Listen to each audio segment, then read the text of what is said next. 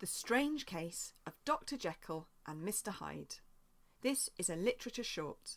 These are short videos to revise each chapter of Jekyll and Hyde. In this video, we're going to look at Chapter 10, Henry Jekyll's full statement of the case. We will look briefly at the events of the chapter alongside some of the language used.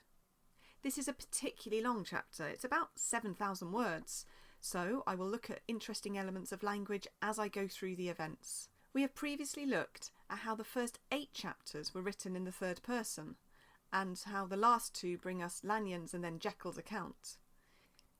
This is a chapter in which all of the ideas of the novel come together. Some scholars have put forward the idea that Stevenson included this chapter as the moral chapter. Structurally, the book closes with lasting and clear ideas of morality. Remember, though, that this is Jekyll's statement of events. The novella is a work of fiction, and we need to be cautious in our attempts to allocate intentions to authors. Remember to be tentative in your language. You could do this with phrases such as, "it could be the case," or "this may suggest," or "it is possible that." So, the chapter starts with some background information from Jekyll. This is powerful for the reader, as we can start to see that Jekyll's experiments in metamorphosis were not just taken on a whim, for Jekyll states that his feelings of duplicity had run for many years prior to the events described in previous chapters. He describes how he stood already committed to a profound duplicity of life, insofar as he had a certain impatient gaiety of disposition, which he could not reconcile with his imperious desire to hold his head high, that is, to have a respectable life.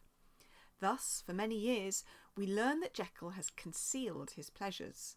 What is interesting to us as readers is the idea that being carefree, light-hearted or upbeat are at odds with being respectable. These qualities are not in conflict in today's world, yet Jekyll clearly felt constrained by the restraints of stiff, austere Victorian Britain and was unable to express and conduct himself as he wished. We should also pause on Stevenson's line about the agonised womb of consciousness. There's certainly a lot to unpick here, with some more obvious elements which you might want to examine in your revision.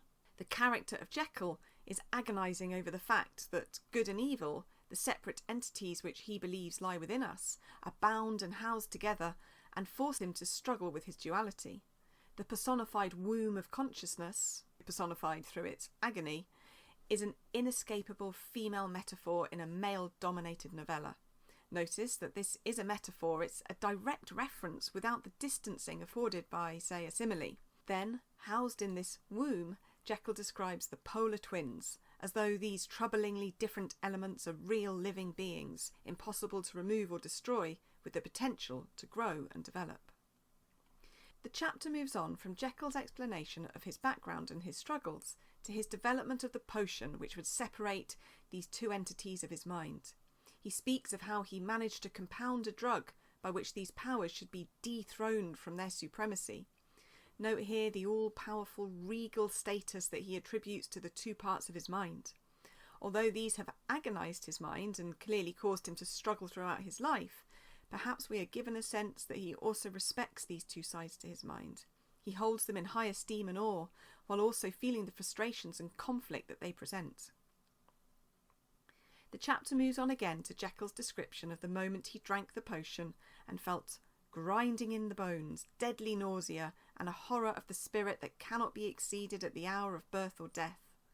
This graphic description brings out some of the horror which he brings on himself, although we know that Hyde's satisfaction and gratification is dependent on inflicting pain and horror onto others. Jekyll also feels the solution of the bonds of obligation. Now, this means that his sense of responsibility and duty would dissolve. We know that for all of his life, he'd wanted this sense of freedom, and at last he'd achieved it.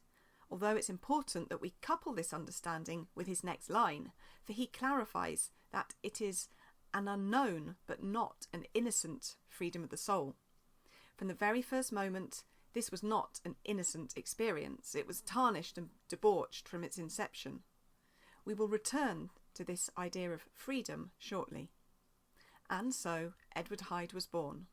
We are given the sense that the facets of our duality are entwined together from conception, and that this duality causes trauma and internal conflict at all levels of our own awareness.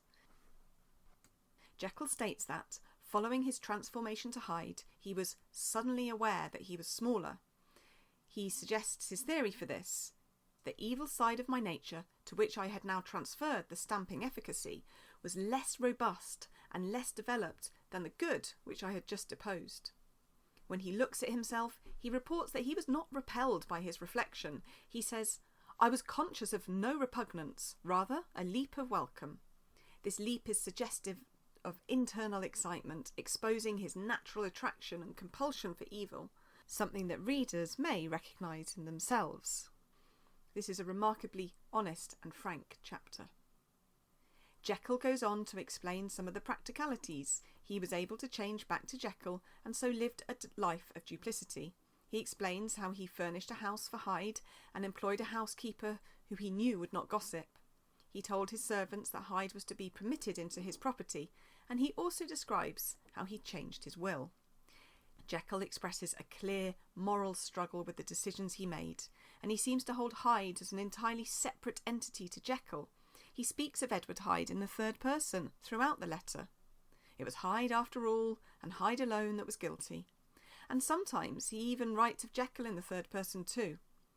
Henry Jekyll stood at times aghast before the acts of Edward Hyde. Stevenson has created a character unwilling to own his acts of evil, who seems to want to step outside of his own self entirely at times.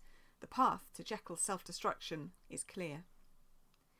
Jekyll's statement develops further as he explains that one morning, 2 months before the murder of Carew, he went to bed as Jekyll and woke up as Hyde.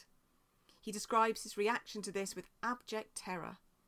"Before terror woke up in my breast as sudden and startling as the crash of cymbals, and my blood was changed into something exquisitely thin and icy."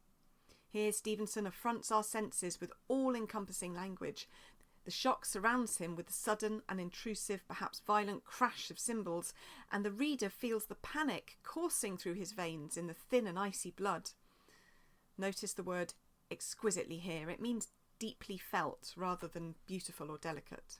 Stevenson then has created a situational irony for Jekyll, for his creation of Hyde was born out of a desire for freedom, yet this new involuntary change into Hyde meant that he had lost his freedom to be who he wanted, and was then held captive both to the risk of involuntary changing and also to his past feelings of repression through the strict Victorian demands of austere behaviour from gentlemen. There's some interesting language to consider here. Jekyll explains that he felt he must choose between Jekyll and Hyde. He describes how, if he were to choose Jekyll, that Jekyll would suffer smartingly in the fires of abstinence. Stevenson's language here is remarkable. The idea that to choose a relatively passive, respectable life as a gentleman without the indulgence of becoming Hyde would mean that Jekyll would suffer smartingly really emphasises the deeply held frustration and pain of the repressed man. If something smarts, it gives an acute, very sore pain, something bitter or cutting. Stevenson also describes the fires of abstinence here. Again, this is striking language. Perhaps images of hell and damnation are evoked in the word fires. Yet abstinence means holding back and restraining yourself. It is here that we really understand how the pressures of the respectable life for Jekyll were tearing him apart. Jekyll explains that he managed 2 months without transforming to Hyde, but when he caved in and took the potion again, the full force of Hyde's evil nature was unleashed. Indeed, he says, "My devil had been long caged, he came out roaring." Jekyll's explanation thus moves on to the murder of Carew. He describes how, when he came across Carew in the street, the spirit of hell awoke in me and raged, and then, after the murder, we hear that Hyde felt a thrill. He says that he experienced an ecstasy of mind, gloating on my crime, light-headedly devising others in the future. These words, ecstasy and gloating, show the cruel and arrogant nature of Hyde, for even in the aftermath of a murder, he feels no regret, and even wishes to devise another killing in the future.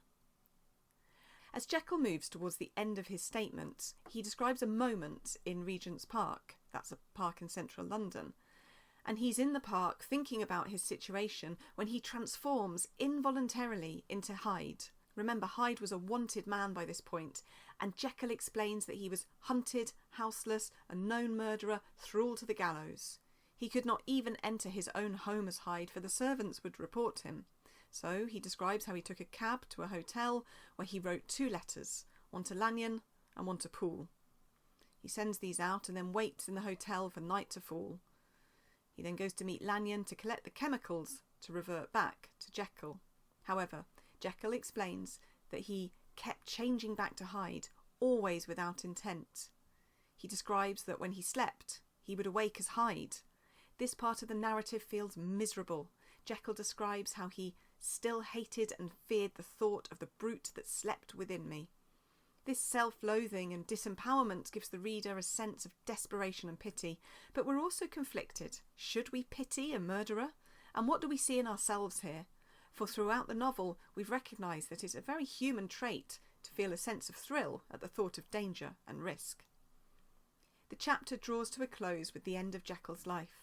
We see a spiral into mental chaos as he explains how Hyde took over his life, playing ape-like tricks on Jekyll and scrawling in my own hand blasphemies on the pages of my books.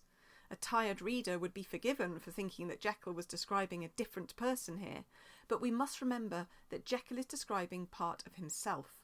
The blasphemies are in his own hand because he wrote those words. Now, that's the final video in this series, and it's been a real pleasure to work on these. Thank you for your support. Your comments are always welcomed and greatly appreciated. Thank you, and goodbye.